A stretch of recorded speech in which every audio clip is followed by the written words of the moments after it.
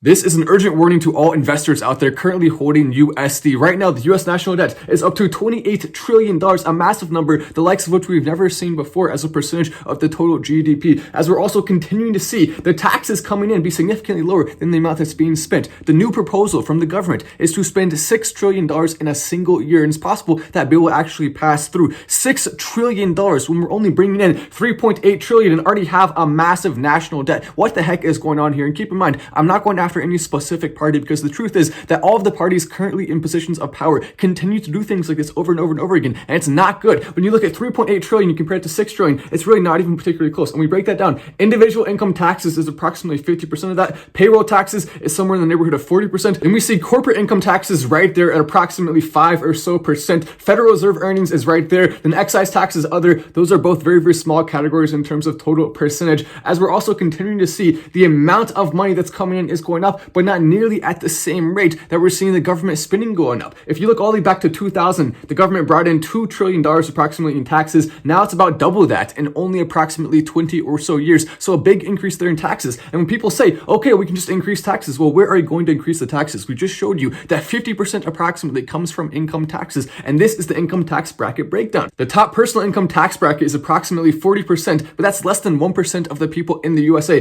Then you go down the list and you see 35%. That's even a small percentage of people. 33%, around the same approximately as the 40%, but it's a little bit higher. Then we also see 33% right there, 28%. And the biggest categories by far are 15% and 25%. Most people are already stretched thin when it comes to paying taxes and don't have more money to give. If you want to tax the rich more and you want to tax these people more, it's a small percentage of the total economy. And on top of that, the more you tax people, the less people are going to work, generally speaking. We've seen many studies that prove that. So if you want to raise those taxes even more, it's already 40%. What are you going to raise it to? Even if you raise it to 100%, it still would not be able to cover all of the expenses that are going in, which means we're going to see the value of the US dollar continuing to go down. With all this spending, all of this craziness coming in, now is the time to be looking at cryptocurrency even stronger. The US is facing a dollar collapse by the end of 2021 and over 50% chance of a double dip recession, economist Stephen Roach says, as we continue to see Dogecoin holding relatively steady right now. Bitcoin, by the way, is probably one of the smartest things you can invest in right now in terms of stability. Dogecoin a little bit more risky, but I think Dogecoin has more potential long term. And all of these right now, you should consider hodling and buying more. At the very, very least, by holding the US dollar, you're definitely taking a massive risk. And there are other governments that are doing a similar thing with their currencies as well. So there are some very risky currencies right now. And you can even go so far as to say you do not really have your profits from fiat until you convert it